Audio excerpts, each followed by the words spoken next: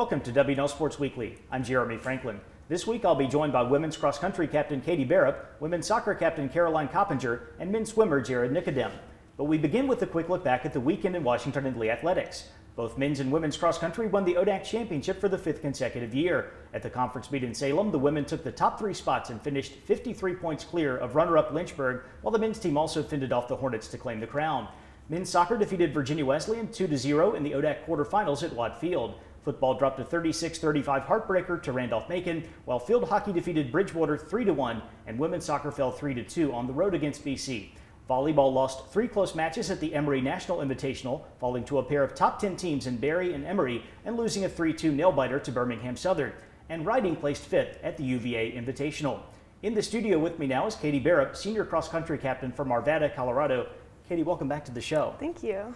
As we mentioned, the Generals had the top 3 finishers. You ran away with the conference title down in Salem this past weekend. What led to such a great performance from the Generals at the conference meet? Yeah, it was a really exciting day. This season, our training has been structured to where we have really hard training at the beginning and through the summer and through preseason, and then we taper off at the end. So ODAX was really only our second chance that we got to run fast this season.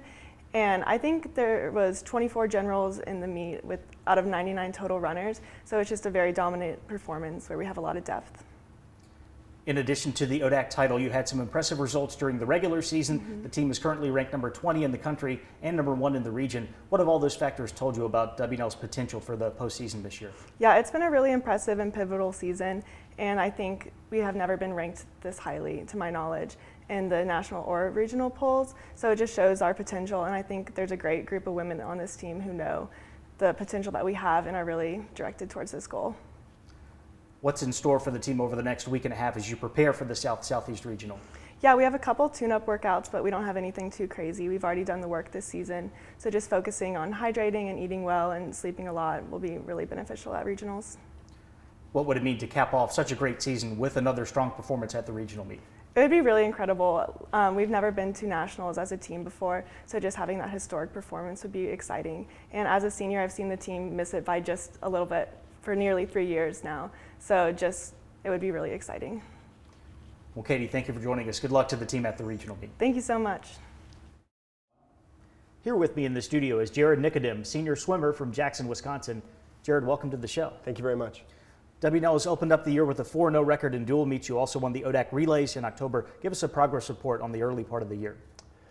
Well, the wins are obviously really nice, but I think there are 2 really big stories around this year. And the first one is our freshman class. This group that we brought in is absolutely fantastic. They come in with just enormous energy. They're very devoted, they're very tight-knit, and they mesh really well with the team. And I think that also really plays a huge role in the second big story, which is the overall morale of the team. It's absolutely fantastic, and it's the best I've ever seen it. And that's not to cast a worse light on previous years for sure. This has always been a fantastic group to be a part of, but I think there's really something special this year, and the freshmen are a big part of the energy and the life we see in the team this year. You're one of 6 seniors on the men's roster for WNL. How can the team benefit from the experience of you and your classmates? Well, we try to be a great source of information for the younger swimmers, and we do a lot of organizational work in terms of recruiting for sure. But in terms of how to look at swimming, the seniors I think are uniquely qualified to kind of advise the freshmen on how to focus on the sport. For me personally, and I think I can speak for most of the seniors, a big key is not to put too much pressure on oneself. A lot of swimmers, especially the younger ones, like to get in their own heads and they put too much pressure on themselves. But in my experience, once I focus on being a good teammate and just having fun with the sport, my experience is overall better. And I don't think that's contradictory at all to hard work and success. In fact, I think it's a driver of it. And I think that's something that the seniors bring to the table. 2 of your biggest regular season events are coming up later this month. You go to Carnegie Mellon and then to Franklin and Marshall on back-to-back weekends. What will those meets tell you about this year's WNL squad? Well, we're going to learn a lot about how tough we are. This Carnegie Mellon meet, first of all, they're fantastic competitors. They're top 10 in Division III swimming, and we're seeing them after 3 weeks straight of pretty tough training. Coach Gardner's no slouch with the kind of sets she gives us. So that's going to be a very good meet to see what kind of grit we have. And then at the Franklin and Marshall meet, it's going to be a similar story. we'll have a little bit of rest for that meet, but we're going to see a lot of teams that are rested as much or even more than we are, and they're also very high quality competitors. So it's going to be a big test of our determination, of how we match up with high quality competitors, and our supportiveness is also going to be tested as a team. What are your expectations for the Generals in 2019-20? Well, that's a broad question. Obviously, we expect to bring home another ODAC title. We've held that title for several years now, and we don't look to lose it this year.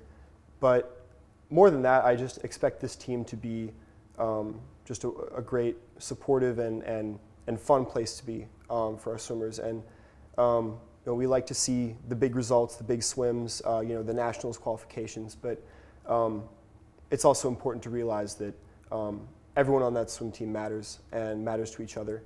And we like to see good results out of anybody, no matter if they're scoring or not scoring at conference, or if they're on the national team or not. So I just want to make sure that this team is doing the best for every member. Jared, thanks for joining us. Best of luck to the Generals throughout the year. Thank you very much. Joining me now is Caroline Coppinger, senior soccer captain from Bearup, Massachusetts. Caroline, welcome to the show. Thank you. Earlier in 2019, Washington and Lee put together a program record 11-game winning streak. You entered the ODAC tournament as the #2 seed. How pleased have you been with the season so far? Yeah, definitely super pleased. It's been awesome. Really proud of how our team has put in a lot of work since day one of preseason. We've been working hard every single day and have spent a lot of time setting our goals, both short-term and long-term. So it's been really rewarding to get these kind of results and earn a program record. So I think our great start is still continuing. I know you didn't want to end the regular season with your first loss of the year, but how can the team refocus after the defeat at Bridgewater?